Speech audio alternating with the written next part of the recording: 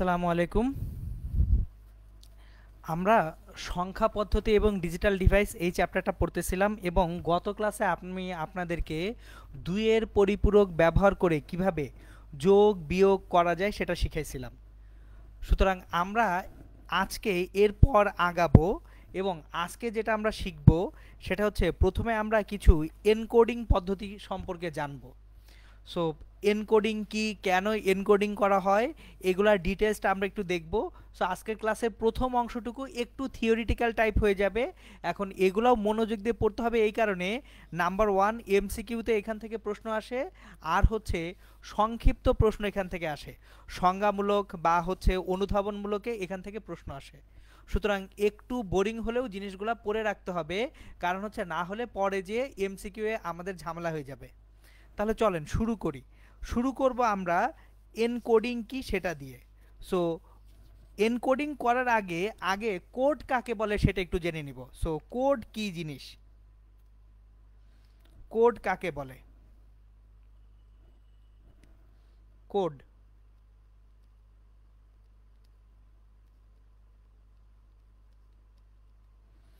দেখেন আমরা বাচ্চা বেলায় আমরা অনেক সময় যেটা করি যে নিজেরা নিজেদের মধ্যে যোগাযোগ রাখার জন্য সাংকেতিক কিছু চিহ্ন ব্যবহার করি। একটু খেয়াল করে দেখবেন যে ছোট বাচ্চারা যখন হচ্ছে ওই যে কিছু দল গঠন করে বাচ্চারা, যে নিজেদের মধ্যে কথাবার্তা বা হচ্ছে নিজেদের মধ্যে জিনিসপত্র বোঝানোর জন্য তারা কিছু সংকেত বা চিহ্ন ব্যবহার করে। বা ইভেন আমরা বড়রাও এখনো কোনো বন্ধুকে ইশারা ইঙ্গিতে কিছু বলার জন্য কিছু কিন্তু কোড ব্যবহার করি। সো এখন এই যে আমাদের আইসিটি বা তথ্য প্রযুক্তিতে কোড বলতে কি বোঝায় সেটাই হচ্ছে আমরা দেখব। সো আমি ডেফিনেশন বা সংজ্ঞাটা সরাসরি লিখি: বিভিন্ন সংখ্যা পদ্ধতির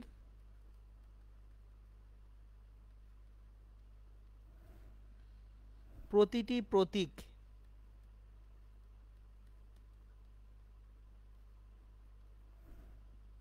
বর্ণ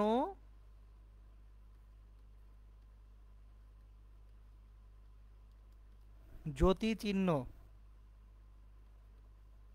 ইত্যাদিকে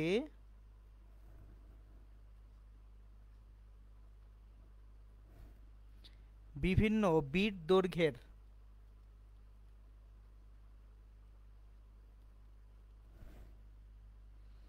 যে সকল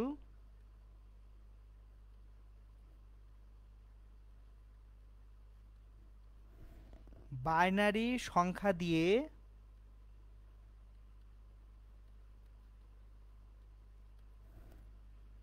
চিহ্নিত করা হয়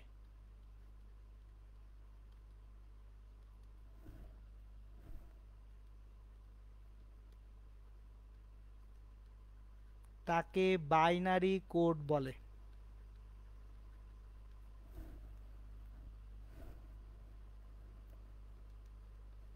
মানে আমরা বাইনারিতে যখন বিভিন্ন সংখ্যা পদ্ধতির প্রতীক, বর্ণ, জ্যোতিচিহ্ন এগুলাকে প্রকাশ করতেছি তখন তাকে আমরা কি বলবো?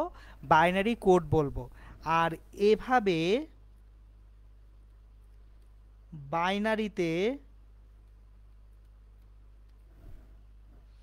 প্রকাশ করার পদ্ধতিকে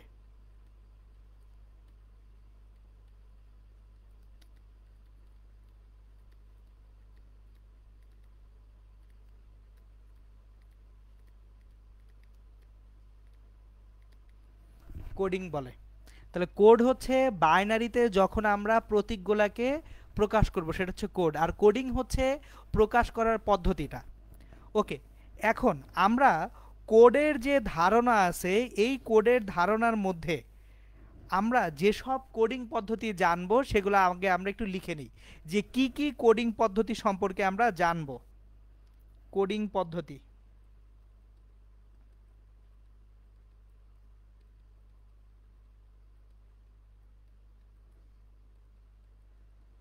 আমরা যে সকল কোডিং পদ্ধতি সম্পর্কে পড়বো আজকে সেগুলো একটা একটা করে বলে রাখতেছি আমি। প্রথমটা হচ্ছে বিসিডি, বা এটার পূর্ণ নাম হচ্ছে বাইনারি কোডেড ডেসিমাল। মানে ডেসিমাল একটা অঙ্ককে আমরা বাইনারিতে কোডিং করে রাখবো। বিসিডি হচ্ছে বাইনারি কোডের ডেসিমাল। তারপর হচ্ছে আসি বা আসকিউ বলা হয়, আসকি কোড। এইটা সবচেয়ে বেশি ইম্পর্টেন্ট। কেন? কারণ আস্কি কোড ছাড়া আমরা এখন কিছুই করতে পারতাম না।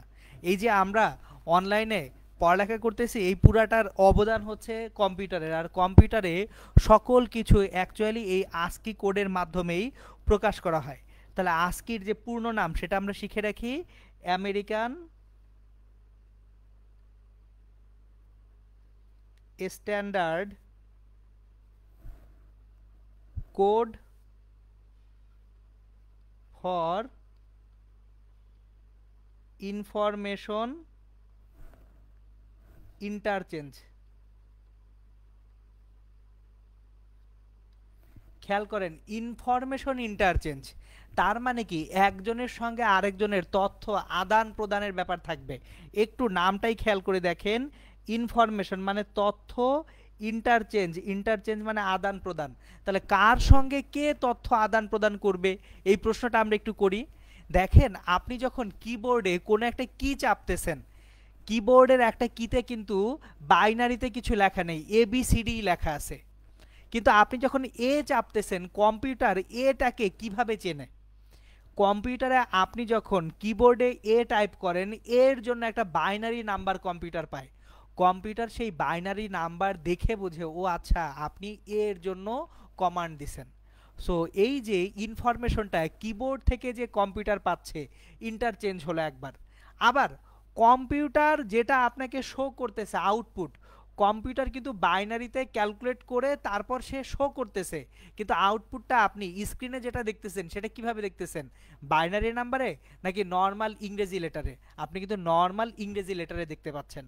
সুতরাং এই যে ইনফরমেশনটা এখানে কি হচ্ছে? ইন্টারচেঞ্জ হচ্ছে। সো দুইটা গেল কোডিং সিস্টেম। এরপর থার্ড কোডিং সিস্টেম যেটা, এটাকে বলা হয় হচ্ছে EBC DIC. So third coding সিস্টেমটা হচ্ছে EBC DIC.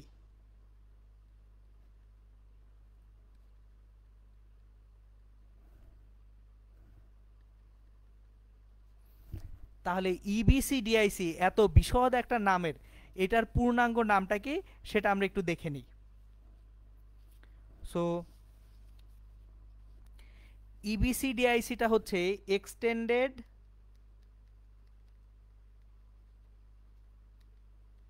Binary coded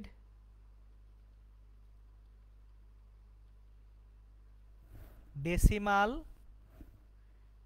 interchange code. Extended binary কোডের ডেসিমাল ইন্টারচেঞ্জ কোড, এটা হচ্ছে ইবিসি ডিআইসি। আর ফাইনালি আর একটা কোডিং সিস্টেম সম্পর্কে আমরা একটু জানবো, সেটা হচ্ছে ইউনিকোড সিস্টেম। এটাও খুবই ইম্পর্টেন্ট, ইউনিকোড।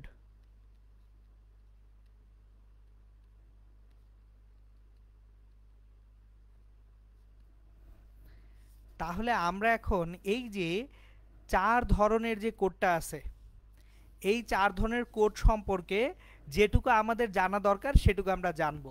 এখানে আমি বেশি টানা হেঁচড়া করব না, কারণ হচ্ছে যেটুকু না জানলেই নয় সেটুকু আমি জানিয়ে দিব। সো চলেন শুরু করি বিসিডি বা বাইনারি কোডের ডেসিমালটা দিয়ে। তাহলে শুরু করব আমরা বিসিডি বা বাইনারি কোডের ডেসিমাল দিয়ে। বিসিডি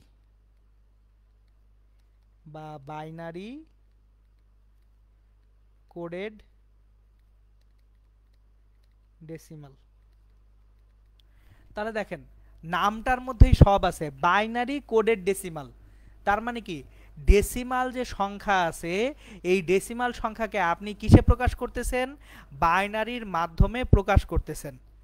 তাহলে চলেন আমরা এখানে ডেসিমাল যে কোনো নাম্বার লেখার জন্য কয়টা প্রতীক দরকার? আমার 10টা প্রতীক দরকার ডেসিমাল নম্বর লেখার জন্য। ডেসিমাল সংখ্যা পদ্ধতিতে প্রতীক 10টি। কিভাবে 10টি প্রতীক দেখেন, 0 1 2 3 4 5 6 7 8 9। আমাদের টোটাল এই 10টা প্রতীকের সাহায্যে যে কোনো ডেসিমাল নাম্বারকে আমরা প্রকাশ করতে পারি। এখন এইখানে প্রতিটা প্রতীককে বা প্রত্যেকটা ডিজিটকে আমরা বাইনারিতে প্রকাশ করব। তাহলে আমরা যেটা করব, ডেসিমাল প্রতীক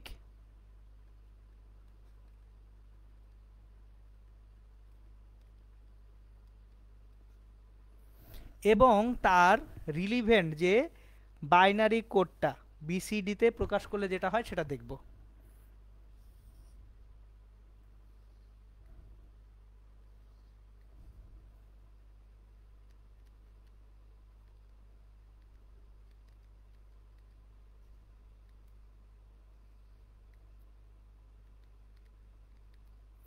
এখন দেখেন, 9 পর্যন্ত প্রকাশ করার জন্য আমাদের আসলে 4টা বিট লাগবে। দেখেন, 8কে প্রকাশ করার জন্য একটু বুঝিয়ে বলতেছে, 8কে প্রকাশ করার জন্য 0 0 0 1, এটা কিন্তু 8কে প্রকাশ করে কিভাবে, 0 0 1 2 4 8।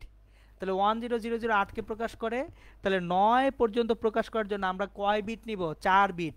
তাহলে বিসিডিতে আমাদের এক একটা বাইনারি যে প্রকাশ, সেই প্রকাশ হবে কয় বিটের, 4 বিটের। তাহলে আমরা 4 বিটের প্রকাশ করব এক একটা। এখন আমরা রো গুলা এঁকে নিই, 1 2 3 4 5টা রো এঁকে ফেলি, কারণ আমার টোটাল 10টা প্রতীক আছে। তাহলে ডেসিমাল প্রতীকগুলো আগে লিখে নিই, 0 1 2 3 4 5 6 7 8 9।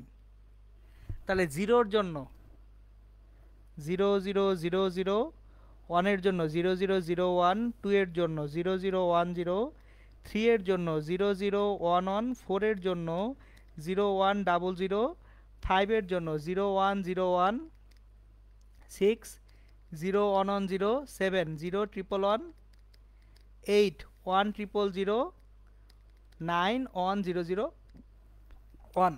এই যে দেখেন, তাহলে আমাদের বিসিডি বা বাইনারি কোডের ডেসিমালে 10টা প্রতীকের জন্য বাইনারি কোডের ডেসিমাল কীরকমভাবে প্রকাশ হয় সেটা শিখে গেলাম।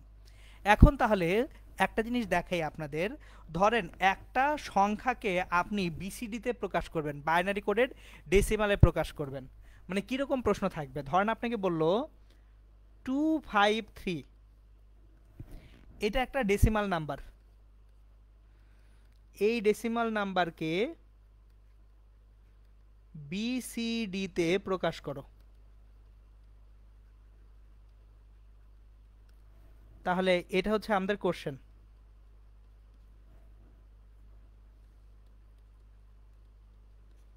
তাহলে আমরা দেখতেই পাচ্ছি 253 এটা হচ্ছে একটা দশমিক সংখ্যা, ডেসিমাল সংখ্যা। এটাকে বিসিডিতে প্রকাশ করতে হবে। তাহলে 2 এর জন্য কত পাবো আমরা, 0 0 1 0 2। 5 এর জন্য 0 1 0 1, এটা 5 3 0 0 1 1। এই যে দেখেন 2 5 3। তাহলে 253 যেটা ডেসিমাল, সেটা বিসিডিতে হচ্ছে 0 0 1 0 0 1 0 1 0 0 1 1 বিসিডি। এখন এইখানে একটা কমন কনফিউশন থাকে, আমরা না বাইনারি দেখলেই মনে হয় এটা বাইনারি নাম্বার। ভুলেও এটা মনে করেন না বিসিডির যে মান আর বাইনারির মান এক, কারণ এখানে আমরা প্রত্যেকটা অঙ্ককে ধরে ধরে আলাদা আলাদা করে কিন্তু বাইনারিতে প্রকাশ করতেছি। সুতরাং একটা জিনিস মনে রাখবেন, এই যে আমি লিখে দিই 0 0 1 0 0 1 0 1 0 0 1 1, বিসিডিতে যে মান দিবে এই একই জিনিসই যদি 0 0 1 0 0101 0011 বলি বাইনারি, এই দুইটা কিন্তু কোনো দিন সমান হবে না। কারণ আমরা এক জায়গায় বাইনারি যখন করতেছি পুরো সংখ্যাটার বাইনারি রূপান্তর করছিলাম, আর বিসিডিতে এক একটা অঙ্ককে বাইনারিতে রূপান্তর করছি। সো পার্থক্যটা আবার বুঝিয়ে বলতেছি, এখানেই গ্যাঞ্জামটা হয়। আমরা বাইনারি সংখ্যায় যখন রূপান্তর করছি পুরো সংখ্যাটাকে বাইনারিতে রূপান্তর করছিলাম, কিন্তু বিসিডিতে কি করতেছি, এক একটা অঙ্ককে বাইনারিতে রূপান্তর করছি। সুতরাং বিসিডি এবং বাইনারি সংখ্যা এই দুইটা কোনোদিন সমান না, দুইটা কিন্তু আলাদা জিনিস, এখানে ভুল করেন না। সো চলেন আমরা আরেকটা কোশ্চেন দেখি।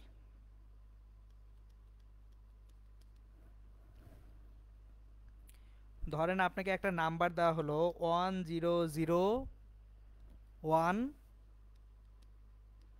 0111 0010,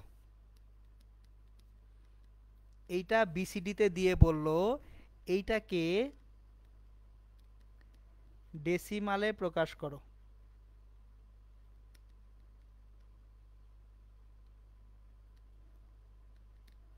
তাহলে এই যে দেখেন একটা বিসিডি নাম্বার দিয়ে আপনাকে বললো ডেসিমালে প্রকাশ করতে। এখন আপনি অলরেডি জানেন বিসিডি মানেই হচ্ছে 4টা করে বিট আমার একটা করে প্রতীককে রিপ্রেজেন্ট বা তুলে ধরবে। তাহলে 4টা করে বিট নিয়ে কাজ করব। 1001 একটা, তারপর 0111 দুইটা, 0010 তিনটা প্রতীক আসবে। 1001 দেখি 1001 মানে কত, 9।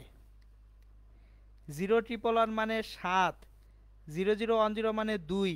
তাহলে আমাদের যে বিসিডি সংখ্যাটা দেওয়া ছিল 1001 0111 এবং 0010 বিসিডিতে যেটা ছিল এইটা, তাহলে আমাদের 972 কিসে, ডেসিমাল বা 10 ভিত্তিক সংখ্যায়। সো আশা করি বিসিডি জিনিসটা ক্লিয়ার হয়ে গেছে। এখানে আর টানাহেস্টার দরকার নাই, এটা থেকে কোশ্চেন আসলে যা পড়াচ্ছি এর মধ্যে থেকে আসবে। এখন প্রশ্ন হচ্ছে এই যে বিসিডি পড়তেছি কি দরকার ছিল, এই যে বিসিডিটা পড়লাম এটা কি দরকার ছিল। বিসিডির দরকার সবচেয়ে বেশি হয় হচ্ছে 7 সেগমেন্ট ডিসপ্লেতে। এখন আসেন 7 সেগমেন্ট ডিসপ্লেটা কি জিনিস সেটা আমি একটু বুঝিয়ে বলি। দেখেন আমরা একটা সংখ্যাকে যদি রিপ্রেজেন্ট করতে চাই,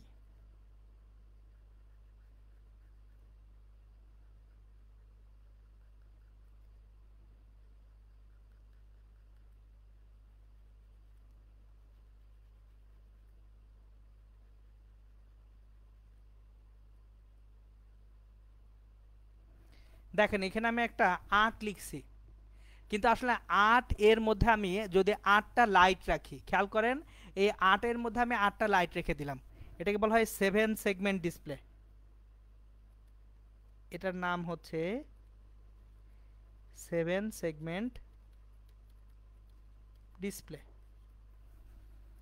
এখন এই 7 সেগমেন্ট ডিসপ্লে এটা দেখতে পাচ্ছেন একটা 8, কিন্তু এখানে কয়টা সেগমেন্ট আছে দেখি, A B C D E F G, total 7টা লাইট আছে। এখন দেখেন আমি এইখানে লাইটের কম্বিনেশন দিয়ে বিভিন্ন সংখ্যা তৈরি করতে পারবো। এই যে 7 সেগমেন্ট ডিসপ্লেতে লাইটের কম্বিনেশন দিয়ে বিভিন্ন সংখ্যা তৈরি করতে পারবো। চলেন মজাটা দেখি আমরা। ধরেন আমরা বিভিন্ন সংখ্যা তৈরি করব,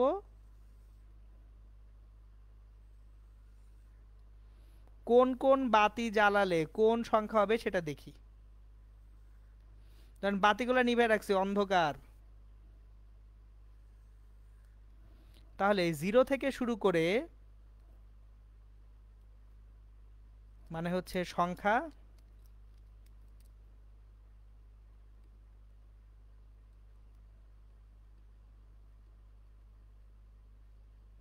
কোন কোন বাতি জ্বলবে। আপনি জ্বলা না বলে নিভাও বলতে পারেন, যে কোনটা কোনটা জ্বলবে বলার থেকে কোনটা কোনটা নিভে থাকবে সেটাও বলতে পারবেন। তাহলে এটাকে অল্টারনেটিভলি বলা যায় কোনটি কোনটি নিবে।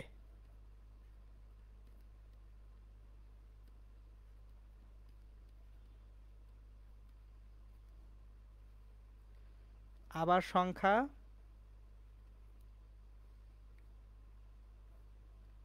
কোন কোন বাতি জ্বলবে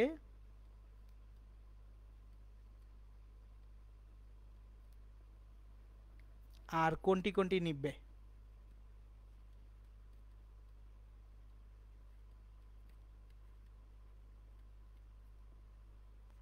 তাহলে বাতি জ্বলা নেভার উপর ভিত্তি করে কিন্তু আপনি সংখ্যা পাবেন। এবং মজাটা দেখেন, এইটা দিয়েই কিন্তু আসলে ওই যে নিয়ন সাইনগুলো আপনারা তৈরি করতে পারবেন। যে কোনো সংখ্যা এখান থেকে তৈরি করা সম্ভব এই 7টা সেগমেন্ট দিয়ে। দেখেন সংখ্যাটা যদি 0 হয়, 0-র জন্য শুধু ডিটা নিভায়া রাখেন। খেয়াল করে দেখেন, যদি ডি নিভায়া রাখি তাহলে কি হবে? 0 হয়ে যাবে না? ডি নিভায়া রাখি 0 হয়ে যাবে। তাহলে আমার জ্বলা থাকবে কোনটা? এ, বি, সি, ই, এফ, জি যদি জ্বালানো থাকে, ডি নিভানো থাকলেই আমার 0 তৈরি হবে। এরপর 1 তৈরি করব। চলেন 1 তৈরি করি। সি আর এফ শুধু জ্বলবে, বাকি সব কি নিভে থাকবে না? তাহলে সি আর এফ জ্বালানো থাকবে, বাকি সব কি করব আমরা? নিভিয়ে দিব। তাহলে সি আর এফ জ্বালানো থাকবে, সি এবং এফ ছাড়া বাকি এ, বি, ডি, ই, জি নিভানো থাকবে। এরপর ধরেন 2 তৈরি করব। চলেন 2 তৈরি করি। 2, এই যে দেখেন 2, দেখতে পাচ্ছেন 2। তাহলে 2 এর জন্য এ, সি, ডি, ই, জি, এ, সি, ডি, ই, জি জ্বালানো থাকতে হবে। সুতরাং 2 এর জন্য তাহলে আমার জ্বালানো থাকতে হবে কি? এ, সি, ডি, ই, জি। দেখেন 2 এর জন্য জ্বালানো থাকতে হবে এ, সি, ডি, ই, জি, এ, সি, ডি, ই, জি। আর 2 এর জন্য কোনটা কোনটা নিভানো থাকতে হবে? বি এবং এফ নিভানো থাকতে হবে। বি আর এফ 2 এর জন্য নিভানো থাকতে হবে, বি আর এফ। তারপর 3 তে আসি। 3 বানাইতে চাইলে বি আর ই নিভাই দেন। 3 এর জন্য কাকে কাকে নিভাইতে হবে? বি এবং ই কে। তাহলে বি এবং ই যদি নিভানো থাকে তাহলে আমাদের কি হবে? 3 তৈরি হবে। বি এবং এফ নিভায় রাখি, সরি, বি এবং ই নিভানো থাকলে তার মানে এ, সি, ডি, এ, সি, ডি, ই, জি।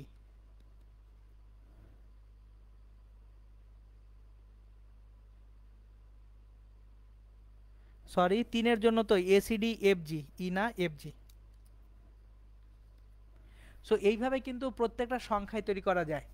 সো আমি পুরো চার্টটাই ডেভেলপ করে দিচ্ছি অন্য একটা কারণে। এমসিকিউ এ যদি কোশ্চেন আসে তখন যাতে আপনারা এটা ডেভেলপ করতে পারেন। 3 এর পরে 4, 4 দেখি। দেখেন ই আর জি নিভিয়ে রাখতে হবে এবং এ নিভিয়ে রাখতে হবে, এ, ই, জি নিভিয়ে রাখতে হবে। কি কি নিভিয়ে রাখতে হবে? এ, ই, জি। তাহলে এ, ই, জি নিভিয়ে রাখবো। 4 এর জন্য এ, ই, জি নিভিয়ে রাখবো। তাহলে বি জ্বলবে, সি জ্বলবে, ডি জ্বলবে, ই তো বাদ, এফ জ্বলবে। এই যে দেখেন। এরপর 5, 5 তৈরি করার জন্য কি করতে হবে দেখি। 5 বানাই একটা আমরা এখানে। এই যে দেখেন 5 বানায় ফেলছে, যে 5। এটা কি 5 হয়েছে না? তাহলে 5 এর জন্য কে কে জ্বলতেছে? এ, বি, ডি, এফ, জি। নিপতেছে কে কে? দেখেন 5 এর জন্য কাকে কাকে নিভানো হলো? সি নিভাইলাম এবং ই নিভাইলাম, তার মানে সি আর ই নিভাইতে হবে 5 এর জন্য, সি এবং ই নিভাইতে হবে 5 এর জন্য, সি এবং ই। 5 এর জন্য নিভাবো আমরা সি এবং ই। তাহলে জ্বালাবো এ, বি, ডি, এফ, জি। এরপর 6, 6 বানাইতে হলে দেখেন শুধুমাত্র কাকে নিভাই দিতে হবে? সিকে নিভাই দিতে হবে। 6 এর জন্য নিভাইতে হবে শুধু সিকে। তাহলে A, B, D, E, F, জি জ্বালাবো। 7, 7 বানানোর জন্য দেখেন অনেকগুলা নিভাই দিব, এই যে 7 এসিএফ জ্বালানো থাকতে হবে, 7 এর জন্য এসিএফ জ্বালানো থাকতে হবে।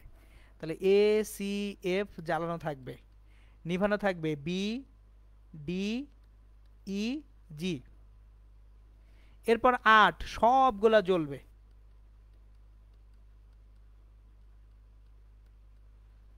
কেউ নিভবে না, 8 জন্য কাউকে নিভানোর দরকার নাই। এরপর আসে 9, 9 বানাইতে চাইলে শুধু কাকে নিভাবো, ইকে নিভাবো। তাহলে শুধু ইকে নিভাবো আমরা 9 করতে চাইলে, ইকে নিভাবো। তাহলে A B C D F G. এই যে দেখেন এটা হচ্ছে 7 সেগমেন্ট ডিসপ্লে। এখন এই যে 7 সেগমেন্ট ডিসপ্লের কোন কোন বাতি জ্বলবে, কোন কোন বাতি নিভবে, এইটা অ্যাকচুয়ালি ঠিক করা হয় এই যে বাইনারি কোডের ডেসিমালটা দিয়ে, এই বিসিডিটা দিয়ে এটা নির্ধারণ করা হয় যে একটা 7 সেগমেন্ট ডিসপ্লে কিভাবে অ্যাকচুয়ালি কাজ করবে। ঠিক আছে, এখন অ্যাকচুয়ালি এই যে বিসিডির জন্য যে বাইনারি কোডের ডেসিমাল, এইটা থেকে অ্যাকচুয়ালি যে আপনার ইলেকট্রনিক যে বর্তনীগুলো তৈরি করা যায় বিসিডিতে প্রকাশ করে, সেগুলো খুব সহজ সরল হয়। সো পরবর্তীতে যদি ইলেকট্রনিক্স নিয়ে পড়ালেখা করেন তখন এগুলো ডিটেলস পড়বেন। ওকে, তাহলে আমাদের বিসিডি নিয়ে ঝামেলা শেষ। এরপর আসবো আমরা পরের যেটা পড়াবো। দেখেন আমরা কোডিংয়ের প্রথমটা ছিল বিসিডি, তারপরে কি ছিল ASCII. So ASCII code, ASCII.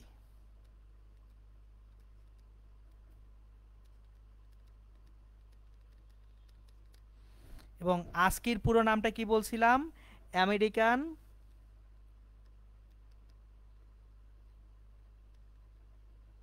Standard code for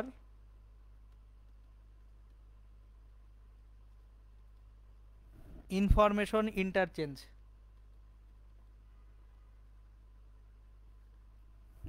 এটা হচ্ছে আস্কি কোড। এখন আসেন, এই আস্কি কোডে টোটাল 7টা বিট ব্যবহার করা হয়, 7টা বিট। আস্কি কোডে কয়টা বিট ব্যবহার করা হয়, 7 বিট ব্যবহার করা হয়। 7টি বিট ব্যবহার করে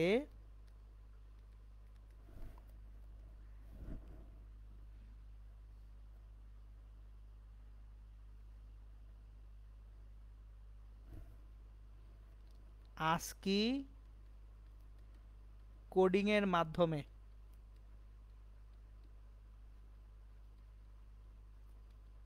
সকল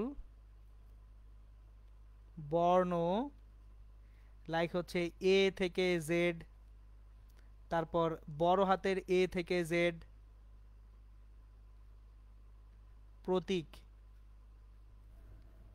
0 থেকে 9 ও চিহ্ন, @ এটা একটা চিহ্ন, তারপর হচ্ছে ধরেন ডলার চিহ্ন, তারপর ধরেন দাড়ি কমা সেমিকোলন, যা আছে সব কিছু এই 7টি বিট ব্যবহার করে আস্কি কোডিংয়ের মাধ্যমে সকল বর্ণ ও চিহ্নকে প্রকাশ করা হয়।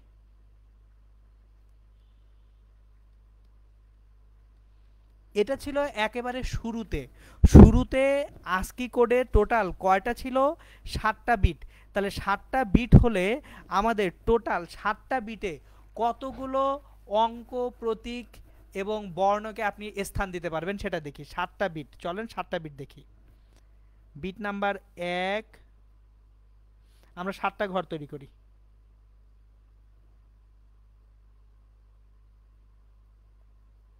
1 2 3 4 5 6 7, 7টা বিট। তাহলে 7টা বিটের মাধ্যমে ম্যাক্সিমাম কতগুলি সংখ্যা সঞ্চয় করে রাখা সম্ভব। তাহলে 7টা বিটের মাধ্যমে 2 পাওয়ার 7 মানে হচ্ছে 128টি। আমার 7টা বিটের মাধ্যমে 128টি আমরা সংখ্যাকে প্রকাশ করতে পারবো। তার মানে অ্যাকচুয়ালি টোটাল বর্ণ, অঙ্ক, প্রতীক সব মিলিয়ে আপনি 128টি প্রকাশ করতে পারবেন এই 7 বিটের মাধ্যমে। এখন আমি আপনাদেরকে একটু সহজ করে বুঝিয়ে বলি। ধরেন কম্পিউটারে আমরা যখন বড় হাতের এ লিখি, এর জন্য ASCII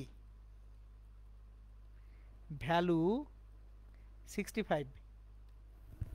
এখন তাহলে 65 মানে কি দেখেন, 65 মানে কি দাঁড়ায়, 1 2 4 8 16 32 64। তাহলে 65 মানে 1 0 0 0 4 বিট 5 বিট 6 বিট 7 বিট। এই যে কম্পিউটারকে আপনি যদি এই যে 1 তারপর হচ্ছে 5টা জিরো দিয়ে 1 দেন, তাহলে সে বোঝে একটা ক্যাপিটাল এ দেওয়া হয়েছে। তাহলে ক্যাপিটাল বি এইটার ASCII ভ্যালু কত হবে, জাস্ট পরেরটাই 66। তাহলে 66 মানে 1 0 0 0 0 1 0। তারপর সি, ক্যাপিটাল সি এর জন্য ASCII ভ্যালু 67 1 0 0 0 0 1 1। এখন তাহলে আমরা ইংরেজি বর্ণমালায় যে কোনো ক্যাপিটাল লেটারের ASCII ভ্যালু বের করতে পারবো কিভাবে, চলেন সেটা দেখি। আমরা এর ASCII ভ্যালু জানি কত, 65। এ এর ASCII ভ্যালু হচ্ছে 65। তাহলে জেড এর ASCII ভ্যালু কত হবে, দেখেন এ থেকে যাত্রা শুরু করছি, ইংরেজি বর্ণমালায় টোটাল কয়টা লেটার আছে, 26টা লেটার আছে। তাহলে 26টা বর্ণ যদি থাকে আমার, 65 থেকে আমরা যাত্রা শুরু করছি, তাহলে 65 থেকে যদি যাত্রা শুরু করি, জিনিসটা দেখেন এখানে অনেকে একটা ভুল করে। আমরা 65তে কি পাচ্ছি, এ পাচ্ছি, এটা কিন্তু ফার্স্ট লেটার। 66তে পাচ্ছি বি, এটা সেকেন্ড লেটার না। 67 পাচ্ছি সি, থার্ড লেটার। এখন দেখেন খেয়াল করেন সেকেন্ড লেটার কিভাবে পাচ্ছেন, 65 প্লাস 2 মাইনাস 1 66। থার্ড লেটার কিভাবে পাচ্ছেন, 65 প্লাস 3 মাইনাস 1 67। তাহলে আমরা যদি ই কে প্রকাশ করতে যাই, ই কি ফিফথ লেটার না, তাহলে ই এর জন্য 65 প্লাস 5 মাইনাস 1 69 হবে।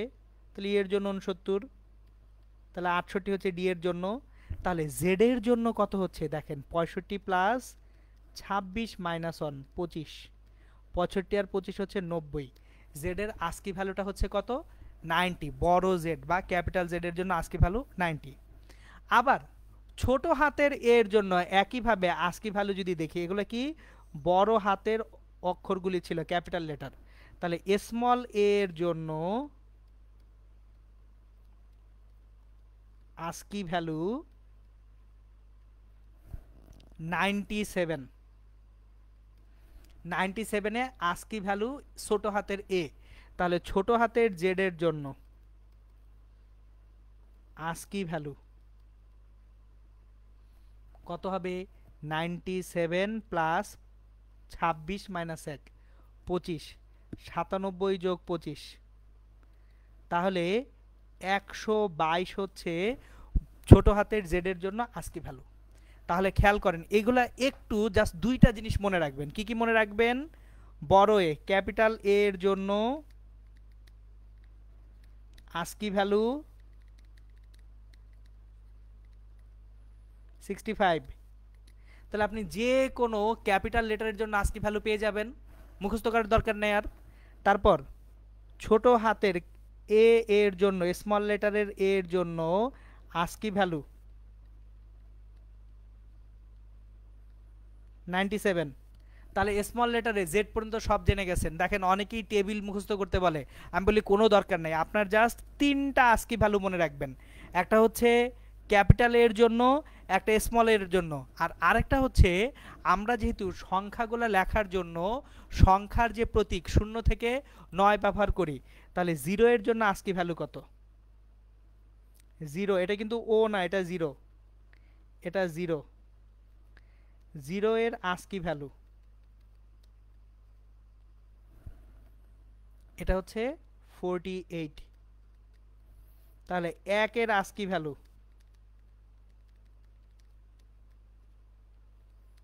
49, দুইয়ের আস্কি ভ্যালু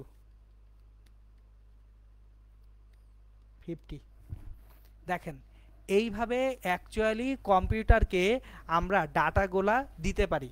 এখন আপনাদেরকে এই যে আস্কি ভ্যালুটা যে আছে, এই ভ্যালুর যেহেতু ইনফরমেশন ইন্টারচেঞ্জ আমি বললাম, আমরা খুব ছোট্ট একটা ওয়ার্ড যদি লিখি, আরেকটা জিনিসটা আস্কি ভ্যালু জেনে রাখি, সেটা হচ্ছে স্পেসের আস্কি ভ্যালু। একটা স্পেস বা গ্যাপ, এইটার জন্য আস্কি ভ্যালুটা কত সেটা আমরা একটু দেখে রাখবো।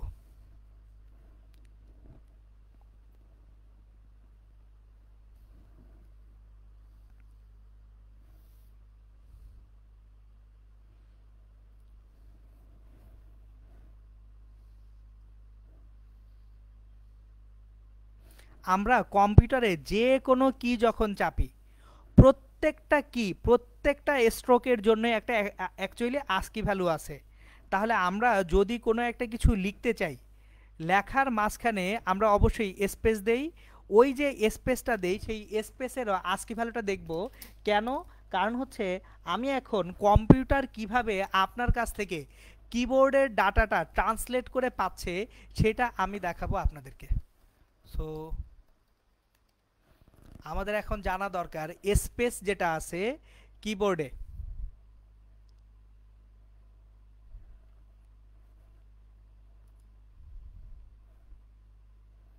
সেটার জন্য যে আস্কি ভ্যালুটা সেটা আমি একটু দেখে বলতেছি, আস্কি টেবিল থেকে দেখে বলতেছি।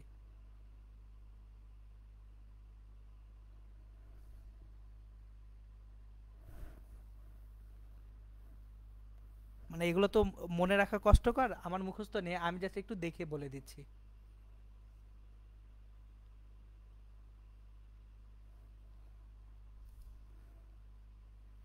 খুব সম্ভবত স্পেসের জন্য আস্কি ভ্যালুটা হচ্ছে, আমার যতটুকু মনে হচ্ছে 32 ছিল।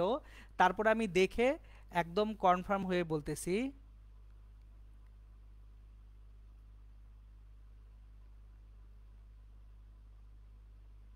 হুম, 32 আমি কনফার্ম এখন যে আস্কি ভ্যালু স্পেসের জন্য 32। তাহলে ASCII value for space is 32। দেখেন কেন এই জিনিসগুলো করলাম সেটা একটু বুঝিয়ে বলতেছি। ধরেন আমরা কম্পিউটারকে কোনো একটা কিছু লেখা দিব, আমরা কিবোর্ডে একটা লেখা লিখব, কিবোর্ডে জাস্ট একটা লেখা লিখব। সেই লেখাটা হচ্ছে আইসিটি লেকচার 6। আমরা কিবোর্ডে জাস্ট কয়টা বাটন চাপতেছি? আইসিটি তিনটা বাটন চাপছি, একটা স্পেস আছে। লেকচারে তিনটা বাটন চাপছি, আরেকটা স্পেস 6। টোটাল বাটন চাপছি 3, 3 6 কে 7 8 9টা। খেয়াল করেন এই যে আইসিটি লেখার পরে আইসিটি লিখছি, তারপর কিন্তু একটা স্পেস দিছেন, তারপরে লেকচার লিখছেন, একটা স্পেস দিছেন, এরপর 6 লিখছেন। সো এটা আপনি কম্পিউটারের কিবোর্ডে টাইপ করছেন। এবার কম্পিউটার বাইনারি নাম্বারে এটাকে কিভাবে পাইছে সেটা দেখেন। কম্পিউটার প্রথমে আই কে নিবে। এখন তাহলে আমরা একটু ঝামেলায় যাই। দেখেন আমি পুরো জিনিসটাকে একটু রিপ্রেজেন্ট করি। A B C D E F G H I J K L M N O P Q R S T U V W X Y Z. দেখেন ক্যাপিটাল এ থেকে কোথা থেকে শুরু হয়েছিল? ক্যাপিটাল এ শুরু হয়েছিল 65 থেকে। তাহলে ক্যাপিটাল এ যদি 65 থেকে শুরু হয়ে থাকে, 65 ছেষট্টি 67 68 69 70 71 72, আই তাহলে 73 74 75 76 77 78 79 80 81 82 83 84 85 86 87 88 89 90। তাহলে যখন আমরা আইসিটি শুধুমাত্র লিখতে যাচ্ছি, খেয়াল করেন আই এ হচ্ছে 73, প্রথম আই হচ্ছে 73, কম্পিউটারকে আগে একটা 73 দিব। তারপর সি, সি এর জন্য কম্পিউটারকে আমরা কত দিব, 67 দিব। এরপর টি এর জন্য কম্পিউটারকে আমরা কত দিব, 84 দিব। স্পেসের জন্য 32 দিব। বড় এল এর জন্য আমরা 76 দিব। এরপর আবার ছোট ই এবং সি লাগবে, খুবই ভালো কথা, ছোট হাতের অক্ষর এ বি সি ডি ই। তাহলে ছোট হাতের অক্ষর এর জন্য কত, 97 না? তাহলে এর জন্য 97, এর জন্য 97, 98, 99, 100, 101। তাহলে 76 এর পরে এল ই সি, এর জন্য কত আছে, 101, সি এর জন্য আছে হচ্ছে 99, তারপরে স্পেস মানে 32। এবার 6 এর জন্য আসেন, আমরা 0 1 2, 0 এর জন্য কত, 0 1 2 3 4 5 6, 0 এর জন্য 48, 49 50 51 52 53 54। তাহলে 6 এর জন্য দিব কম্পিউটারকে 54। সো ঘটনাটা হচ্ছে এরকম, আপনি যখন কিবোর্ডকে চাপতেছেন কম্পিউটার প্রত্যেকটা জিনিসকে এক একটা 7 বিটের অক্ষর হিসেবে দেখতেছে। কম্পিউটার প্রত্যেকটা জিনিসকে কি হিসেবে দেখতেছে, 7 বিটের এক একটা অক্ষর হিসেবে দেখতেছে। এই যে এখনো শেষ হয় নাই, এটা তো আমি লিখলাম কি ফরম্যাটে, এটা আমি লিখলাম ডেসিমাল ফরম্যাটে, কম্পিউটারে তাহলে ডেটাটা যাবে কিভাবে? খেয়াল করেন এখানে কম্পিউটারে টোটাল 1 2 3 4 5 6 7 8 9, 9টা 7 বিটের বাইনারি নাম্বার কম্পিউটারকে আপনি দিলেন অ্যাকচুয়ালি। সো তাহলে 9টা 7 বিট, সে যেটা করবে অ্যাকচুয়ালি 7 বিটের সংখ্যা তো হয় না, সংখ্যাগুলো হয় 8 বিটের। কম্পিউটার সাধারণত আমরা পরের দিকে যে মেমোরি বা রেজিস্টার পড়ব তখন দেখব যে বাস্তব পক্ষে আসলে 7 বিটকে আলাদা করা খুব কষ্টকর। কম্পিউটার সাধারণত বাইট নিয়ে কাজ করে, তাহলে সে 8টা করে বাইট নিবে, সরি 8টা করে বিট নিয়ে একটা বাইট নিবে। 8 bit equals to 1 byte. Computer কাজ করে বাইট নিয়ে, তাহলে আমার লাগবে 7 বিটের সংখ্যা, তাহলে একটা বিট 0 করব, বাম পাশের বিটটা 0 করে 8 বিট করে সংখ্যা দিব। তাহলে 9টা 8 বিটের এরকম সংখ্যা দিব, 1 2 3, এইভাবে 9টা 8 বিটের সংখ্যা যাবে। টোটাল কয়টা যাবে, 9টা যাবে। তাহলে প্রথমটা এবং শেষটা আমি লিখে দিই। প্রথমটা কত, 73, তাহলে 73 যদি হয় এটা 64, 1 2 4 8, 64 আর 8 72, 72 আর 1 73। এই যে প্রথম এটা গেল, মানে কম্পিউটার কিভাবে চেনে, সে 8টা 8টা করে বিটকে আলাদা করে। প্রথম 8টা বিট দেখে সে বুঝতেছে ও আচ্ছা এটার বাইনারি হচ্ছে আমার এইটা, তাহলে বাইনারির জন্য ডেসিমাল কত, 73। তাহলে 73 যদি হয় সেক্ষেত্রে আমার কম্পিউটারের কিবোর্ডে আই চাপা হয়েছে। এইখানেই হচ্ছে ইনফরমেশন ইন্টারচেঞ্জ। আশা করি জিনিসটা ধরতে পারছেন। সো অ্যাকচুয়ালি আস্কি কোড আপনাদের এই যে যে কয়টা আমি দেখালাম এর বাইরে কিচ্ছু মুখস্থ করতে হবে না, আপনারা জিনিসটা বুঝলেই হবে। এমসিকিউ এ যদি থাকে তাহলে আপনাদের ম্যাক্সিমাম যেটা থাকতে পারে সেটা বলি, ধরেন দুইটা লেটার দিল আই এবং সি, দুইটা লেটার দিয়ে বলল আই সি লেটার দুইটা যদি আমরা কিবোর্ডে চাপি কম্পিউটারে কি যাবে, কম্পিউটারে যাবে দুইটা বাইনারি নাম্বার। আই এর জন্য বাইনারি নাম্বার যাবে 73 আর সি এর জন্য বাইনারি নাম্বার যাবে কত, 67। এখন আজকের পরে যে নাম্বার সিস্টেমটা আমরা পড়ছি সেটা হচ্ছে ইউনিকোড। তাহলে ইউনিকোড নাম্বার সিস্টেমটা কি, আর মোটামুটি ডিটেলস নাই, প্রায় শেষ হয়ে আসছে। সো ইউনিকোডের আমরা বিস্তারিত শিখবো না, শুধু জিনিসটা কি সেটা শিখব। ইউনিকোড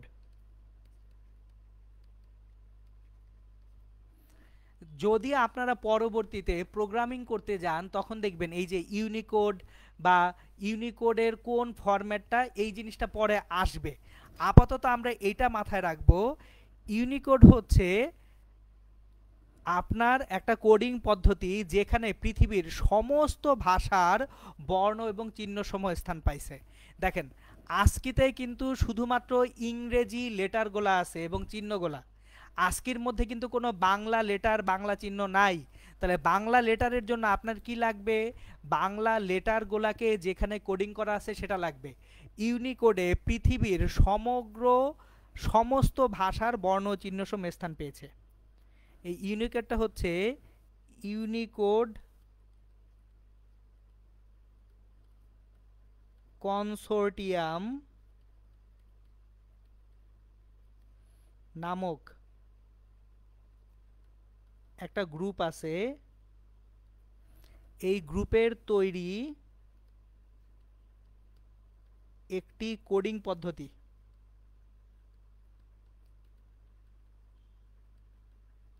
যেখানে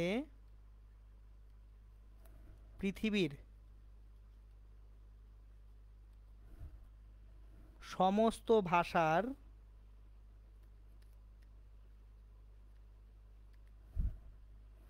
বর্ণ ও চিহ্নসমূহ স্থান পেয়েছে।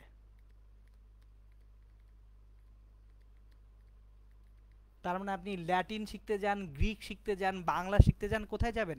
ইউনিকোডে যাবেন। তাহলে দেখেন আস্কির সঙ্গে ইউনিকোডের মূল তফাৎটা কি? আস্কি দিয়ে শুধুমাত্র ইংরেজি বর্ণমালার বর্ণ অঙ্ক চিহ্ন নির্দেশ করা যায়, আর ইউনিকোড দিয়ে পৃথিবীর মোটামুটি যত প্রচলিত ভাষা আছে সকল প্রচলিত। আবার এখানে ওই যে আদিবাসীর অক্ষর আছে কি নাই সেটা জিজ্ঞেস করেন না, কারণ হচ্ছে যেগুলো প্রচলিত নয় সেগুলো কিন্তু এখানে স্থান পায় নাই। সো আমি কিছু তফাৎ বলে দিচ্ছি যে আস্কি এবং ইউনিকোডের মধ্যে পার্থক্যগুলো আমরা একটু দেখে রাখবো। সো আমরা দেখব আস্কি এবং ইউনিকোডের মধ্যে তফাৎগুলো, কিন্তু তফাৎ দেখার আগে আস্কিতে আমরা সাধারণত 7 বিট বা 8 বিট ব্যবহার করছি। ইউনিকোড 16 বিট দৈর্ঘ্যের হয়ে থাকে। ইউনিকোড 16 বিট দৈর্ঘ্যের হয়ে থাকে। যেহেতু অনেক অনেক ক্যারেক্টার, অনেক অনেক লেটার, অনেক অনেক চিহ্ন এখানে ঢুকাতে হবে, এই জন্য এখানে 16 বিট পর্যন্ত দৈর্ঘ্য হবে। এখন চলেন আমরা তফাৎ দেখব, আস্কি এবং ইউনিকোডের মধ্যে পার্থক্য। আস্কি ইউনিকোড পাশাপাশি আমরা কম্প্যারিজনগুলো দেখে রাখব।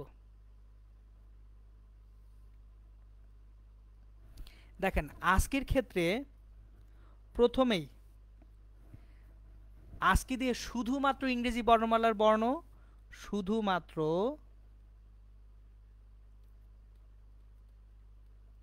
ইংরেজি বর্ণমালার বর্ণ অঙ্ক চিহ্ন নির্দেশ করা যায়।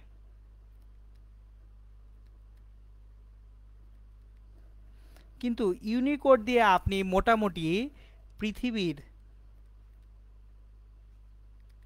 অধিকাংশ ভাষার যে বর্ণ অঙ্ক চিহ্ন নির্দেশ করা যাবে। এটা গেল আস্কি এবং ইউনিকোডের প্রথম পার্থক্য। দ্বিতীয় পার্থক্যটা কি? আস্কি যে কোডটা, আস্কি কোড 7 বিট বা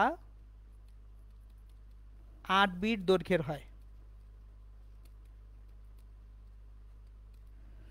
আর ইউনিকোড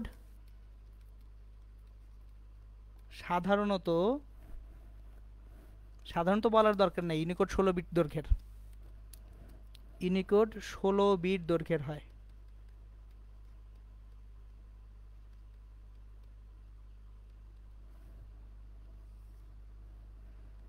তিন নাম্বার, আস্কি কোডের দুইটা প্রকারভেদ হয়েছে। আস্কি কোড দুই রকম। কিরকম? একটা হচ্ছে আস্কি 7, যদি 7 বিট ব্যবহার করেন, 7 বিট ব্যবহার করলে এটা আস্কি 7। আর 8 বিট ব্যবহার করলে সেটা ASCII 8। আপনি ASCII 7-এও থাকতে পারেন, ASCII 8-এও থাকতে পারেন, এটা কম্পিউটারকে বলে দিতে হবে। জিনিসটা একটু খেয়াল করেন, আপনি যদি 7 বিটে থাকেন কিন্তু কম্পিউটারকে কিছু না বলেন, ও কয়টা কয়টা করে বিটকে একটা সংখ্যা ধরবে সেটা তো কম্পিউটার জানবে না, ওর মাথা খারাপ হয়ে যাবে। সো কম্পিউটারকে বলতে হবে, বাবজান তুমি 7টা করে বিটকে একটা করে প্রতীক ধরো, এটা আপনাকে বলে দিতে হবে। আর যদি আপনি 8 বিটে প্রকাশ করেন তাহলেও বলে দিতে হবে যে কম্পিউটার আমি কিন্তু 8 বিট করে তোমার জন্য এক একটা প্রতীক দিচ্ছি। সো কম্পিউটারকে যদি না বলে দেন আপনি কি 7 বিটে ইনপুট দিছেন না 8 বিটে ইনপুট দিছেন, কম্পিউটারের মাথা একদম পুরো আওলা হয়ে যাবে। কিন্তু ইউনিকোডে এই ঝামেলাই নাই, কারণ ইউনিকোড কি সবসময় 16 বিটের। সো কম্পিউটার যখনই বুঝবে যে ক্যারেক্টারগুলো 16 বিটে আছে, সে 16টা বিটকে আলাদা করবে। তাহলে ইউনিকোডের কোনো প্রকারভেদ নাই এরকম, আলহামদুলিল্লাহ। সো ইউনিকোডের কোনো প্রকারভেদ নেই।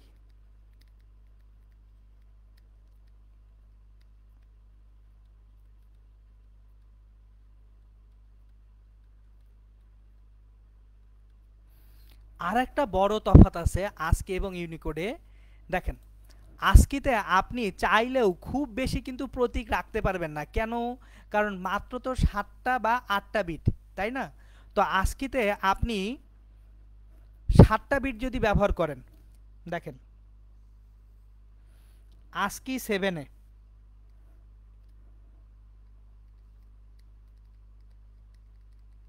ASCII 7 দিয়ে 2 পাওয়ার 7 মানে 128, আর ASCII 8 দিয়ে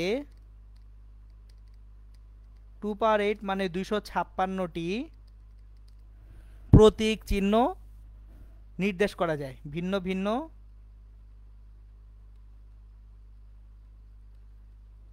চিহ্ন নির্দেশ করা যায়।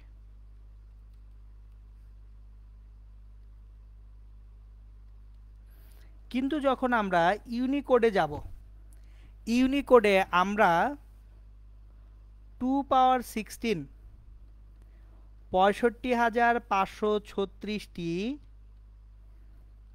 ভিন্ন ভিন্ন চিহ্ন নির্দেশ করা সম্ভব।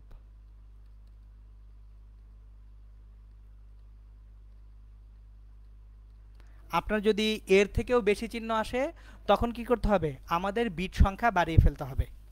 সো অ্যাকচুয়ালি আমাদের এই যে এইখানে যে কোডিং পদ্ধতিতে এটাই ছিল বিস্তারিত। আপনাদের সিলেবাস অনুযায়ী যদি এইটুকু পড়া থাকে ইনশাল্লাহ তাহলেই মোর দ্যান এনাফ, আর কিছু লাগবে না।